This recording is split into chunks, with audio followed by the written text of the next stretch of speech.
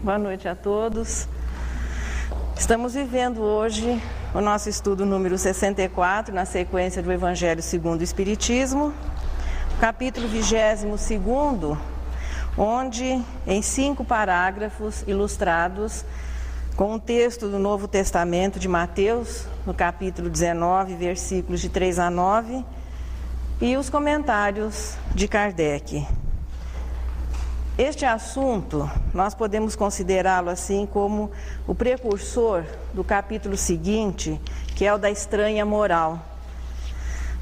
Nós estamos iniciando mais uma sequência assim de capítulos que se harmonizam e que o assunto dessa sequência vai ter o seu fechamento no Dai Gratuitamente, onde família e crença, família e o trabalho pela humanidade vão ser analisados, vão ser estabelecidas comparações, para que nós possamos compreender melhor e conciliar melhor as responsabilidades assumidas para com a família e a responsabilidade que a alma vai assumindo para com a família maior, que é a humanidade. A família surgiu espontânea, naturalmente, a partir da união do homem e da mulher, que, assumindo uma vida em comum, deixam uma descendência através dos filhos. A família, portanto, antecede ao contrato do casamento. Ela surge instintivamente, espontaneamente. De início, a união fortuita dos seres apenas para a reprodução, namoro, poesia, presentes, olhar a lua, contemplar as estrelas, isso é coisa de civilizado. Veja, a poesia, o romance surgiria muito depois. Nós podemos dizer assim, meio civilizado, porque ainda não somos exatamente o exemplo do homem civilizado. Mas, no primitivismo, nada disso existia. E coube à mulher, ou ao espírito, quando, vivendo as experiências que o corpo feminino pode oferecer, já que é muito bom se diga desde o início que o espírito vai viver todas as experiências no seu processo de reencarnação, vivendo experiências em corpos masculinos e femininos, ou a sua educação seria incompleta. Mas o corpo feminino, pelo menos no que diz respeito aqui ao planeta Terra, ele vai fazer com que a mulher tenha uma participação mais ativa no aspecto físico da reprodução. Então a mulher é mais sobrecarregada, ela participa mais deste processo da reprodução, que por sua vez é a parte física da reencarnação. Coube, portanto, à mulher os encargos com os filhos e, por ser fisicamente mais frágil, também as tarefas domésticas. E quando a união dos seres vai se tornando mais estável, mais duradoura, o homem passa a assumir também algumas tarefas nessa pequena sociedade doméstica, cabendo a ele a proteção, muitas vezes o abastecimento, e a mulher mais as tarefas domésticas e o encargo com os filhos. Independentemente da oficialização do casamento, que isso viria mais tarde, com legislação específica, antes disso, a família passa a ser a célula, o núcleo da sociedade humana que começava a se desenvolver. Casamento foi a consequência de um processo civilizador. Tornou-se necessário, à medida que o progresso vai sendo estabelecido, o fato de nós começarmos a ter algumas coisas, a gostarmos daquela situação assim de posse, isso também pesou para que as leis viessem regular aquela união, estabelecendo os deveres, garantindo os direitos das partes, cônjuges e os filhos. Em verdade, o casamento, que muitas vezes é tão assim poético, mas ele é apenas um ato civil, onde a sociedade se faz representar nas testemunhas, se faz uma série de perguntas, mas o juiz de paz, interessante ele chamar juiz de paz, né? Porque quando aquele início não dá certo, é um juiz de guerra mesmo que vai resolver a situação. De início ali é o juiz de paz, mas ele não pergunta se os dois se amam. Apenas se de livre e espontânea vontade eles estão assinando aquele contrato.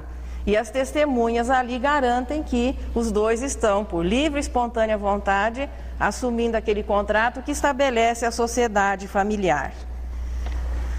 O contrato que legaliza essa união nada tem a ver com a união dos seres. Embora oficialize a existência do grupo familiar, mas o sentimento ali, com relação ao contrato civil, não é considerado. Portanto, a união dos sexos dá origem à família, processando-se através dela a reprodução. O casamento legaliza para a sociedade, veja, essa união, identificando o quê? Um processo civilizador, o progresso das leis. O que o cristianismo nos informou a respeito disso, qual a opinião de Jesus e o que o Espiritismo viria dizer mais tarde? Os fariseus um dia vieram ter com Jesus. Novamente, nós sentimos em todo esse trabalho que vem sendo realizado no estudo do Evangelho, que Jesus estava sempre assim, vigiado, ou pelas autoridades, ou pelos representantes das religiões, no caso ali a seita dos fariseus, porque eles procuravam sempre fazer com que Jesus perdesse a paciência, ou que ele caísse em contradição, que ele falasse alguma coisa não condizente com a proposta, com a moral que ele pregava, mas eles, para o tentarem, como diz o texto aqui, disseram: será permitido a um homem despedir sua mulher por qualquer motivo? Ele respondeu: não lestes que aquele que criou o homem desde o princípio, os criou macho e fêmea, e disse: por esta razão, o homem deixará seu pai e sua mãe e se ligará à sua mulher, e não farão os dois senão uma só carne? Assim já não serão duas, mas uma só carne. Não separe, pois, o homem o que Deus juntou. Aí o pessoal entendeu isso ao pé da letra e imaginou que aquela união deveria ser indissolúvel. Mas Jesus continua nesse mesmo momento. Mas por que então retrucaram eles? Ordenava Moisés que o marido desse à sua mulher um escrito de separação e a despedisse?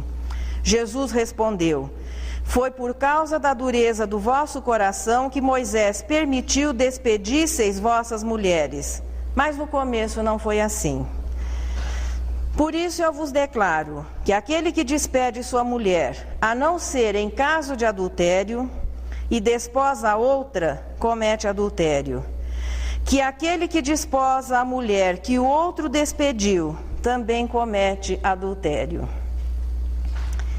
Mais ou menos o ar dos discípulos deve ser este que nós estamos vendo em alguns rostos. Porque o Evangelho para por aqui, mas a cena continua. Se nós formos olhar lá no capítulo 19, a cena, Mateus continua descrevendo o que aconteceu depois. Os discípulos então disseram: se é assim a condição do homem relativamente à mulher, não convém casar. Mas até os discípulos, hein? Quando viram que a dissolução do casamento era alguma coisa só por justa causa, eles já pensaram que então era melhor não se comprometer. O homem não poderia, portanto, despedir sua mulher sem justa causa, ou seja, só pelo adultério. Não podia se casar com outra se ele repudiasse a sua esposa, a não ser pelo adultério, segundo o que Jesus estava colocando, aquela correção da lei antiga. Também ele não poderia se casar, ele estaria cometendo adultério. Se ele se casasse com uma outra que havia sido repudiada pelo marido, ele estaria cometendo adultério.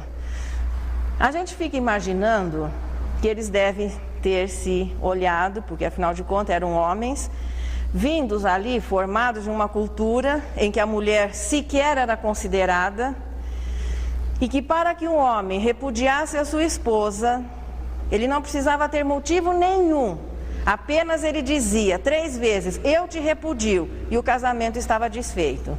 Ela de maneira nenhuma podia desfazer o casamento, mas ele com toda tranquilidade, chegava em casa aborrecido, eu te repudio, eu te repudio, eu te repudio, pronto, o casamento estava desfeito.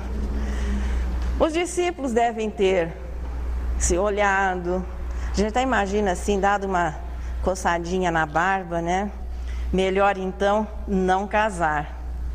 Na cabecinha deles pode ter passado aquilo que hoje nós conhecemos como ficar. É melhor ficar aqui, por ali, mas não se comprometer assumindo uma esposa, uma família, porque depois, segundo o cristianismo, só por um motivo justo, e o motivo justo colocado ali era o adultério. Jesus ainda continua. Ele não considerou aquele pensamentozinho hoje conhecido como ficar, embora naturalmente ele tivesse percebido, porque ele continua dizendo o seguinte: nem todos podem receber esta palavra, ou seja, vir desobrigado dos compromissos familiares, mas só aqueles a quem for concedido.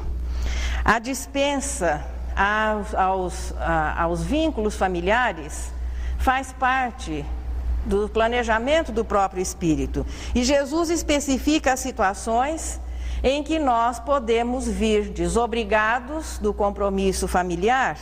E aqui ele enumera 3 situações: pela natureza, pela imposição humana ou pela sublimação. E quando se fala aqui em não casar, Jesus se referia também a ter uma vida sexual ativa. Então é a abstinência sexual que não era considerada ali fora dos propósitos para o qual ela existe, ou seja, processamento da lei de reprodução ou a constituição da família.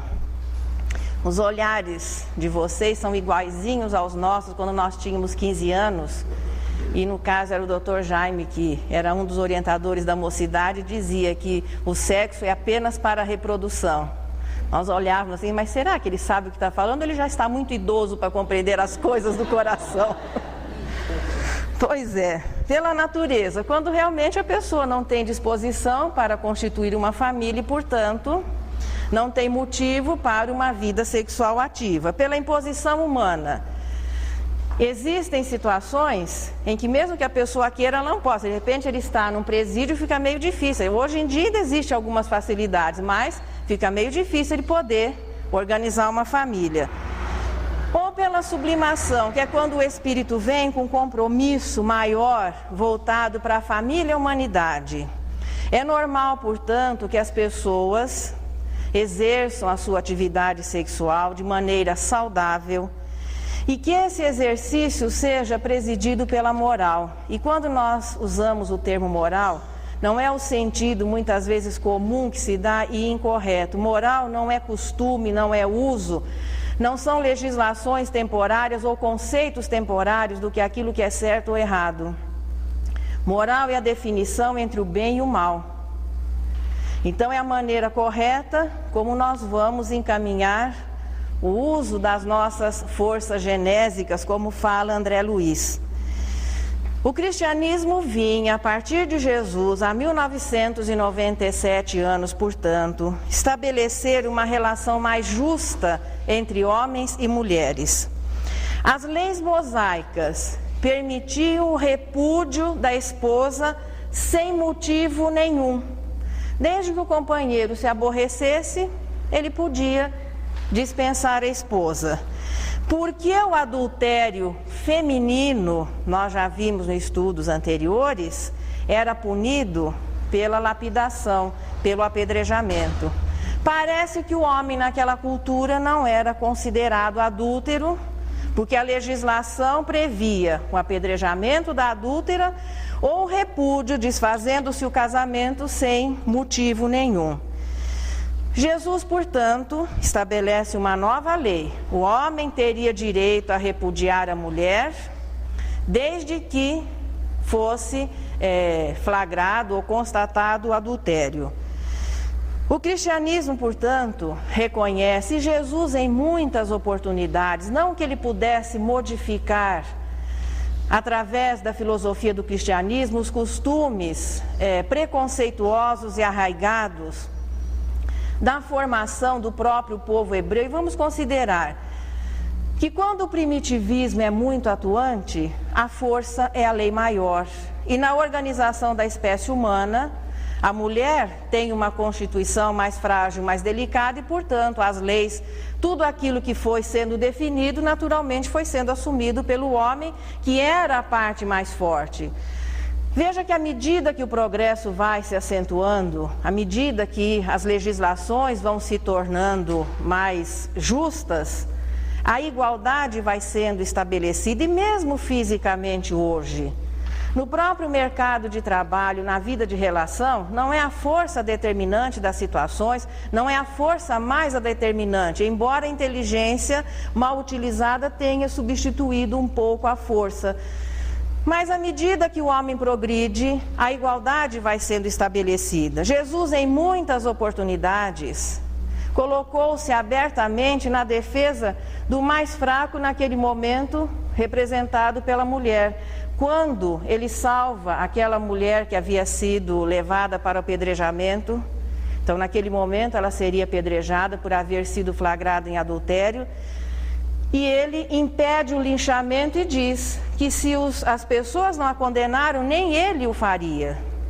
Então, em muitas oportunidades, Jesus procura exemplificar o amor a Deus e o amor ao próximo, que é a essência da filosofia do cristianismo, independentemente das situações de sexo, de posição social, o estabelecimento da superioridade e da inferioridade, deixam de ter razão a partir da lei maior, que é o amor a Deus e o amor ao próximo.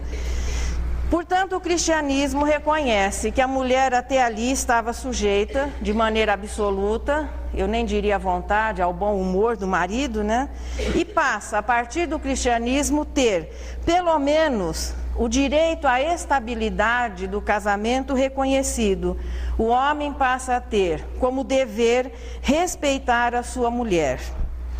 A família, portanto, que havia surgido baseada na atração sexual e pelas leis da consanguinidade, que são, veja bem, os alicerces do que no futuro, para o espírito, é o desenvolvimento do sentimento, a que nós hoje damos o nome de amor. Considerando-se que a forma mais avançada, a expressão mais avançada do amor a nível do planeta Terra, ainda nós não alcançamos o que é o amor de uma alma regenerada, o que é o amor a nível de um mundo feliz, ou o que é o amor em sua plenitude dos espíritos purificados. Ainda os alicerces do sentimento, do amor, da união das pessoas são baseados nas sensações e nas leis que presidem a matéria, muito atuantes para o espírito imperfeito. A união estabelecida pela consanguinidade é o comecinho, é o início, é um ensaio para a união afinidade. E é essa que, quando passa a existir, nem legislações, nem imposições, nada vai conseguir separar.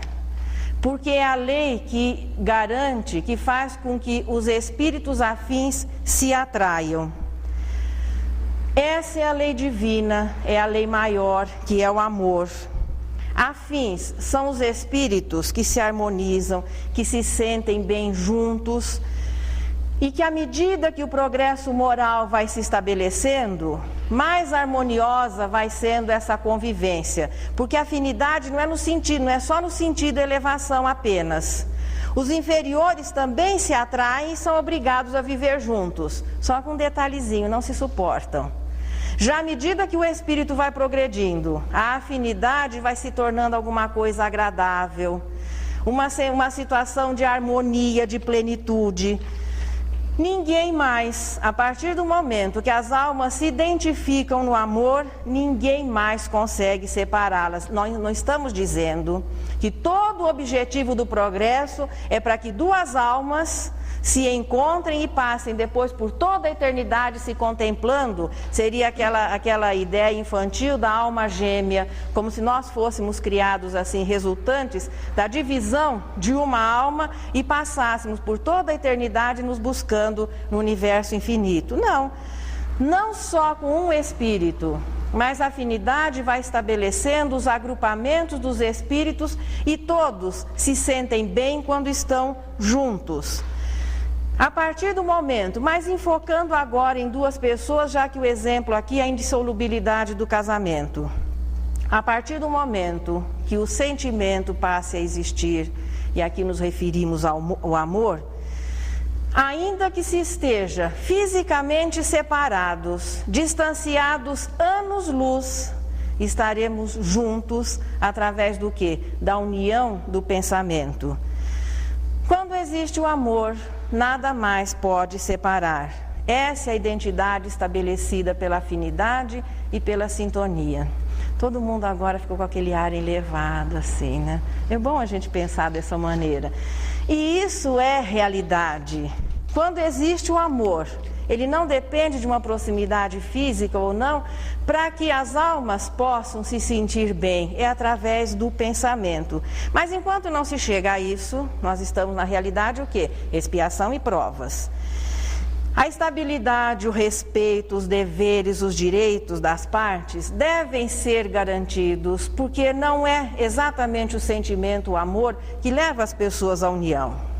E quando não dá certo, e a situação a convivência vai se tornando insuportável, o que é mais humano? Kardec faz essa pergunta aqui, num trechinho do Evangelho: acorrentar as pessoas juntas ou conceder-lhes a liberdade? Se fosse o sentimento, se já fosse o amor a única motivação para as uniões, nós estaríamos aqui conversando sobre a indissolubilidade do casamento. Mas os interesses, muitos interesses entram em jogo. Físicos, materiais, familiares, até vínculos estabelecidos por vícios, por paixões. Muito difícil, portanto, podermos imaginar ou prever uma duração estável, até que não acontece.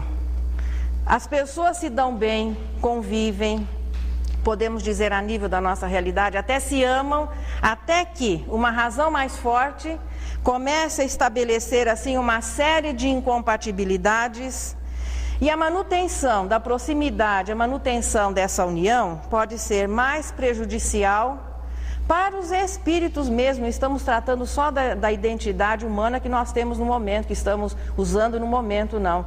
Pode ser muito mais prejudicial do que se pensar em uma separação. Aí nós vemos a doutrina espírita, codificada em 1867, 1857, eu gosto, vocês fiquem sempre de plantão, quando chega em número, anercia o meu ponto.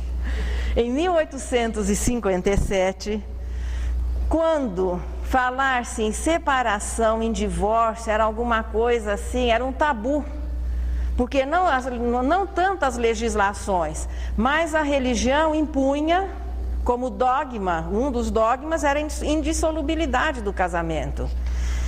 E a doutrina espírita, em 1857, para ninguém esquecer mais, já trazia no Livro dos Espíritos, nas perguntas 695, 696 e 697, o quê? A união permanente dos seres é um progresso para a humanidade. O retorno às uniões fortuitas, àquela época, dos australopitecos da vida, eram uniões fortuitas. Hoje, fica aqui aquelas coisas assim, né? Seria um regresso à animalidade, porque o sentimento aí sequer é considerado. E com relação à separação, a indissolubilidade é uma lei humana, tão humana como o contrato. Veja, o contrato civil é uma lei humana. E no Evangelho aqui, no parágrafo número 5, Kardec diz o seguinte: o divórcio também é uma lei humana, que tem um único objetivo: legalizar aquilo que já está separado. Eu me lembro quando a legislação brasileira fazia os primeiros movimentos para que o divórcio pudesse ser considerado, as pessoas se preocupando, imaginando que a partir daí todo mundo iria se divorciar. Mudou alguma coisa? Existem aqueles que se separam, outros que já estavam separados e gente que continua levando a vidinha dele, independentemente de casamento, divórcio ou não. Então o divórcio viria o quê? Ele vem o quê? Solucionar os problemas que já existem. E cada espírito assume a responsabilidade dos seus atos. Essa é a lei maior. Jesus afirmou isso em várias oportunidades, a cada um segundo as suas obras.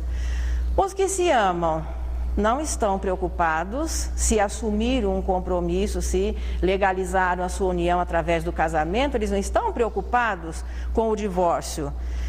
Não são as leis que fazem com que as pessoas permaneçam juntas ou se separem. O que garante isso é o sentimento, e nós podemos dizer ainda mais um pouquinho, lembrando a irmã Rosália, a capacidade de suportar.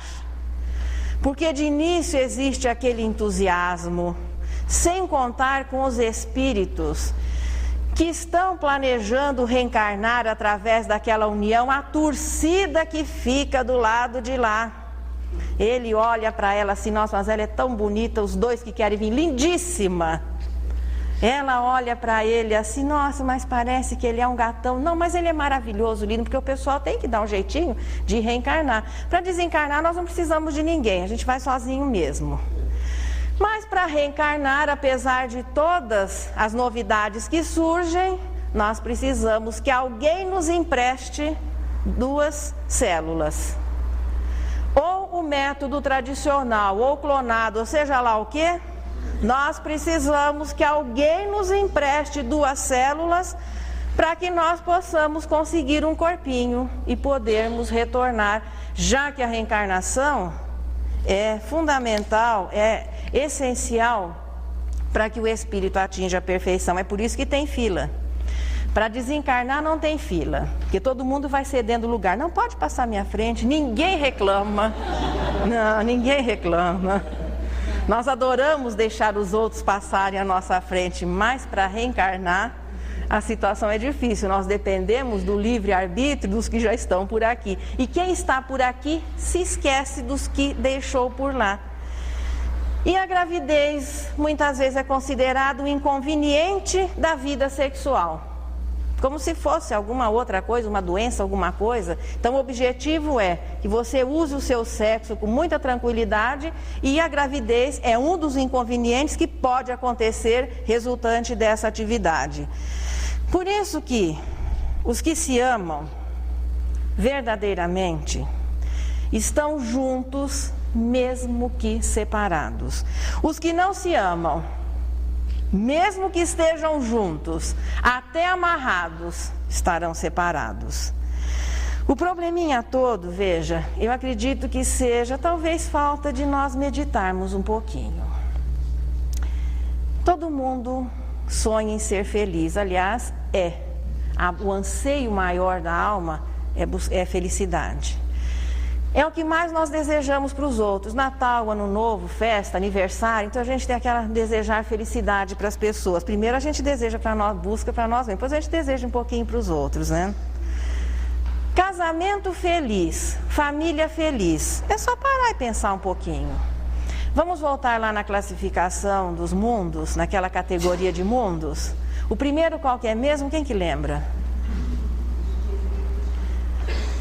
Poxa, nós vamos ter que voltar na primeira, lá na terceira lição do Evangelho. Pode colar. Mundos primitivos, provas e expiações, regeneração, felizes e celeste. A luzinha piscou lá no feliz. Então não adianta nós ficarmos frustrados, tristes, amargurados, até às vezes buscar, ter no suicídio uma solução. Meu Deus, mas como se isso fosse solução diante da nossa frustração, diante da vida. Porque nós não encontramos a felicidade absoluta por aqui. Felicidade relativa nós podemos ter Veja, desde a época de mundo primitivo, o que era felicidade para o ser primitivo? Ter a satisfação das suas necessidades básicas. Já o homem, à medida que foi se civilizando, foi se tornando mais exigente, a civilização foi oferecendo recursos para satisfazer essas exigências, que muitas foram se tornando necessidades. Mas vamos considerar que imaginar que nós possamos ter uma família feliz, um casamento feliz em um mundo de expiação e provas, que isso não nos deixe tristes ou amargurados. Nós podemos ter por aqui uma família típica de provas e expiações. Família feliz é aquela propaganda de margarina, né? Tudo bonito, arrumadinho, o cachorro, tudo certinho para aquele momento da filmagem. Passado aquilo, o pessoal retorna, cada um para a sua família típica de expiação e provas. Se isso talvez fosse assim, melhor compreendido, nós não teríamos motivo para tanta infelicidade, tantos problemas de relação. Existe uma classificação que André Luiz faz nos domínios da mediunidade, Martins Peralva comenta depois no livro Estudando a Mediunidade, que vão nos permitir compreender melhor os tipos de casamento que o espírito vai vivendo na sua jornada até que atinja a sua evolução.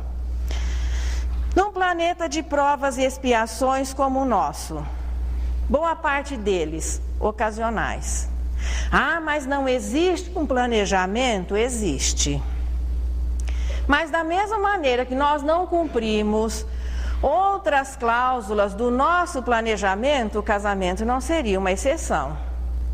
Boa parte ainda, embora tenha planejado realizar aquele casamento com determinada pessoa que apareceria na sua vida lá no momento certo, antes se entusiasmam pelo cabelo, pelos olhos, pela moto, sei lá o quê, e o compromisso vai sendo deixado de lado. Se o Ministério do Planejamento no mundo espiritual funciona ativamente, o do replanejamento faz milagres. Porque não vamos imaginar que ainda nessa faixa que nós vivemos, nós cumprimos tudo aquilo que nos propomos antes de cada reencarnação. Portanto, os casamentos ocasionais, que não faziam parte no momento na vida daquele espírito, podem ter certeza, ainda ocupam um espaço muito grande. Vem depois os provacionais. É aquele em que as almas se propõem ao encontro, para viver dificuldades juntas, para testar já os seus conhecimentos ou a firmeza do conhecimento adquirido. Vem depois os sacrificiais, que é quando uma das partes já tomou consciência do que é a vida e se dispõe a suportar a outra, que ainda não despertou para a realidade. Então é mais um sacrifício para um do que exatamente para o outro. Sabe que nessa fase aqui, nesses tipos de casamentos ocasionais, veja, não se falou em casamento feliz por aqui ainda, embora as pessoas, partindo do princípio, veja, se nós usarmos um pouquinho mais as leis morais, e aqui a gente vai fazer uma sugestão, a água santa e o chaveirinho da felicidade são ótimos para casamentos ocasionais, provacionais e sacrificiais. Mas num casamento ocasional, onde não existia um vínculo anterior, nós podemos, a partir desse encontro, criarmos um problema para nós ou para o outro por algumas existências? Sim. Desde que alguém se sinta roubado nos seus sentimentos, nós estaremos, vê aquela historinha do Pequeno Príncipe, né? A gente se torna responsável por tudo aquilo que cativa. E tenha certeza que Deus vai oferecendo todas as raposinhas e os raposinhos que nós indevidamente vamos conquistando, nos envolvendo. E aí nós temos a família provacional, a família sacrificial, muitas vezes decorrente de encontros ocasionais. Água santa.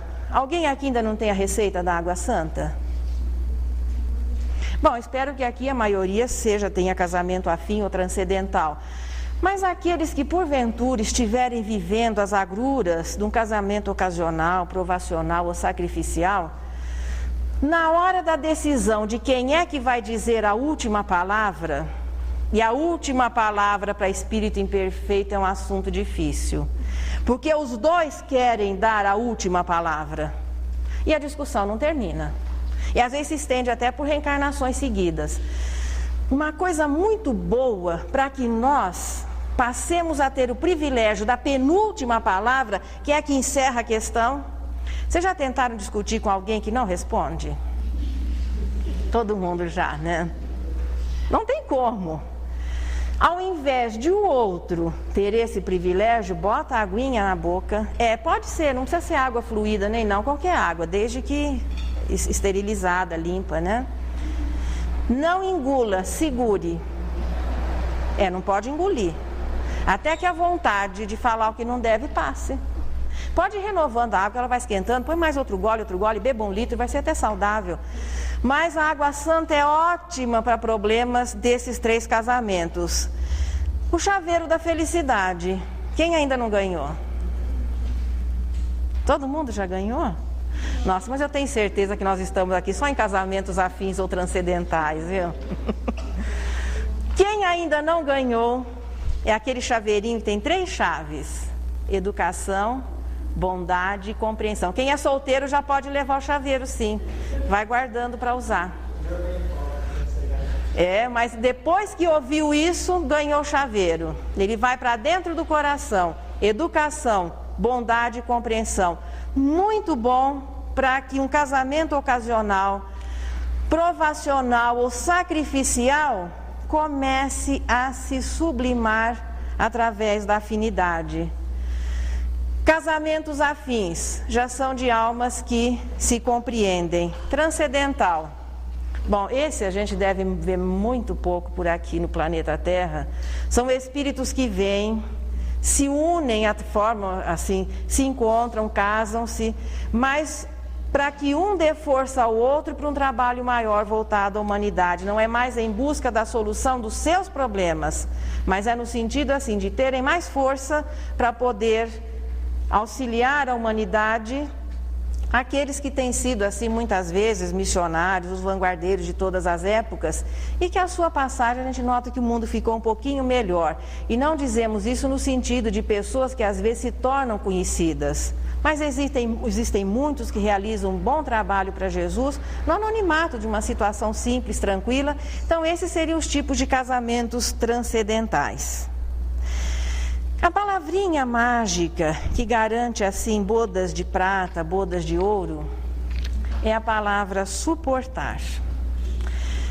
Os que não são exatamente os que dizem se amar nos primeiros tempos, que às vezes chegam a terminar a jornada juntos, mas são exatamente os que se suportam. Eu não recomendo que quando vocês chegarem em casa, ou às vezes com a outra pessoa que não esteja aqui, dizer para ela que a suporta. A pessoa não vai entender. Mas se alguém lhe disser, eu te suporto, abrace, beije, cubra de flores, porque é verdadeiro. Porque quem não suporta não fica junto. Agora a gente não recomenda dizer para o outro que não sabe o significado disso e vai poder não entender, né? Quem se suporta durante 25 anos faz bodas de prata, quem se suporta durante 50 faz bodas de ouro, de diamante já acostumou, continua se suportando. Pois é. Veja aqui, a doutrina espírita, portanto, então ela aprova o divórcio para que a convivência não se torne desastrosa e um mal maior não aconteça. O recomendado é que as pessoas busquem no divórcio uma solução. Ainda que isto signifique adiar responsabilidades e compromissos. Veja que a palavra divórcio está lá no Evangelho. Quando essa palavra não era muito popularmente pronunciada. A indissolubilidade do casamento era um tabu.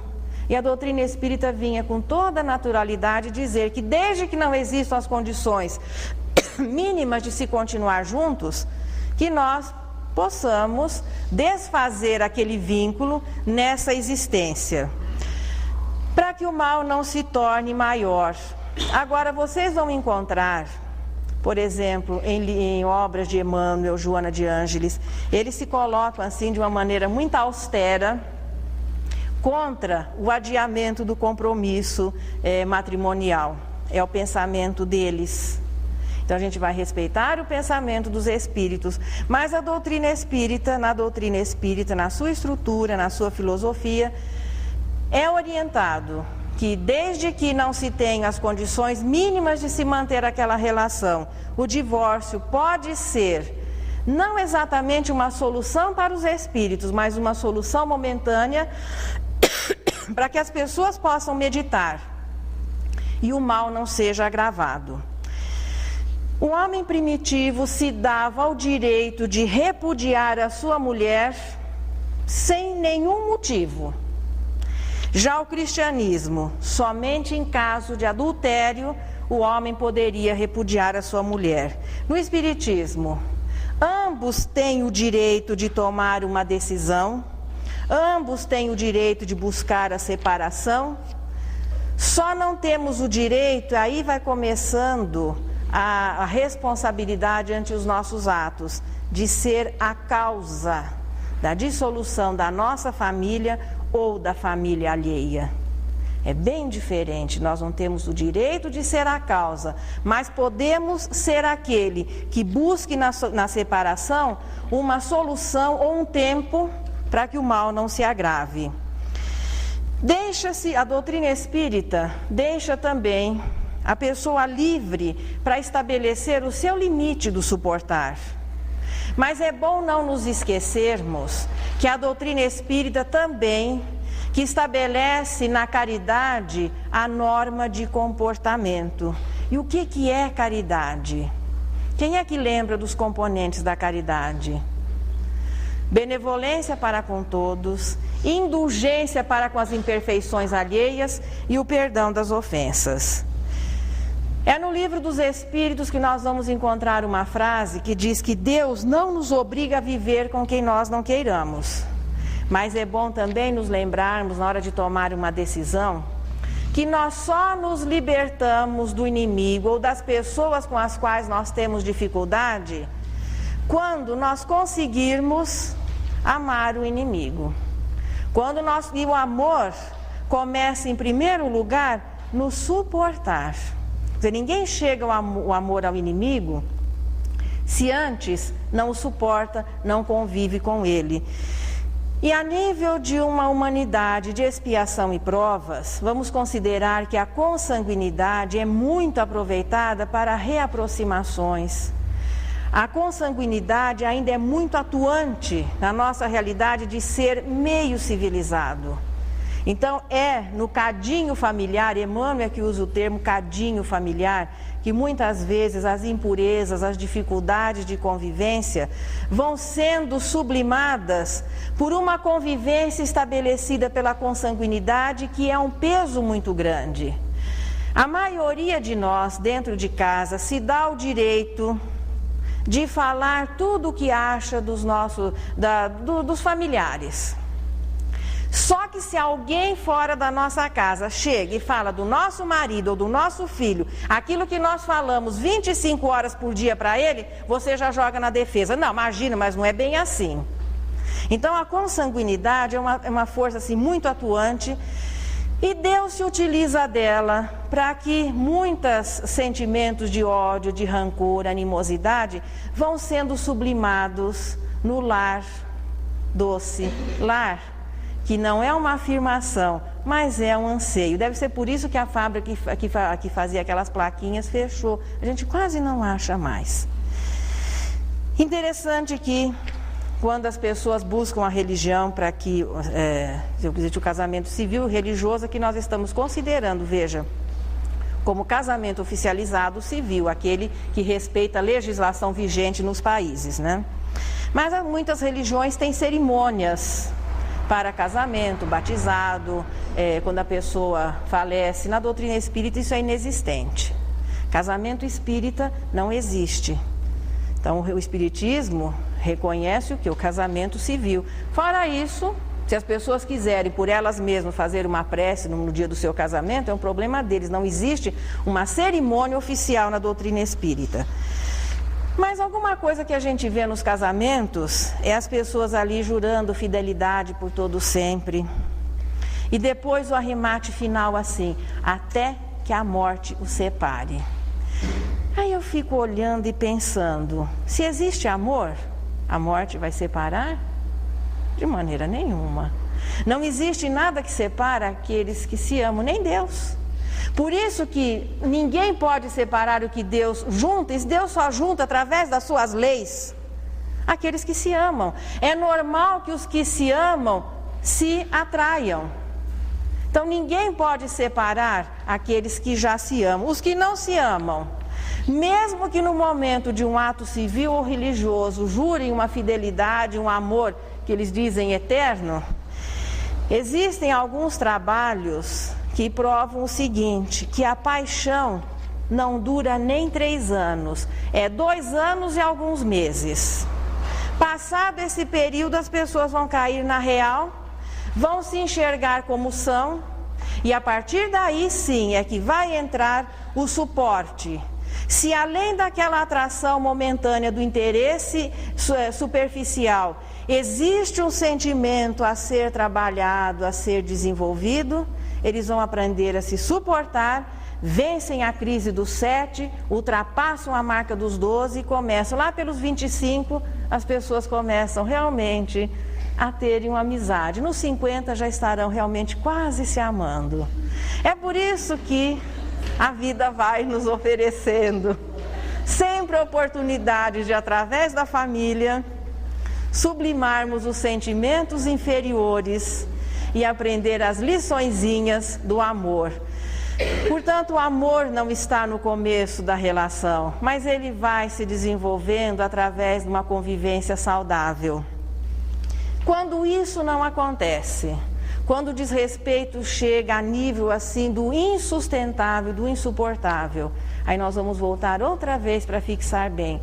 O cristão é aquele que não tem o direito de ser a causa, nem da dissolução da sua família, nem da família alheia. Pode ser até aquele que busque na separação um meio assim de amenizar a situação. E a lei maior que preside a toda e qualquer relação é a responsabilidade a cada um segundo as suas obras, e a lei maior, que é o amor a Deus e o amor ao próximo. Na próxima semana nós estaremos vendo estranha moral. A indissolubilidade do casamento, não separeis o que Deus juntou, é apenas o início, o trabalho precursor para um assunto muito interessante, muito importante. A estranha moral que parece que o cristianismo veio nos informar. Às vezes, frustrações, porque nós não temos a família feliz, mas podemos fazer de tudo para que a nossa família seja feliz, né? Eu trouxe a lenda da felicidade, que eu acredito assim vai deixar todo mundo sair mais tranquilo. Maria Dolores nos diz o seguinte: alma querida, escuta, quando a tribulação te agrave a luta, flagelando-te o ser, tanto quanto desejas elevar-te, recorda a lei de Deus em toda a parte, trabalhar e esquecer. Não te agrilhoes a nuvens do passado, nem te aflijas pensando no porvir.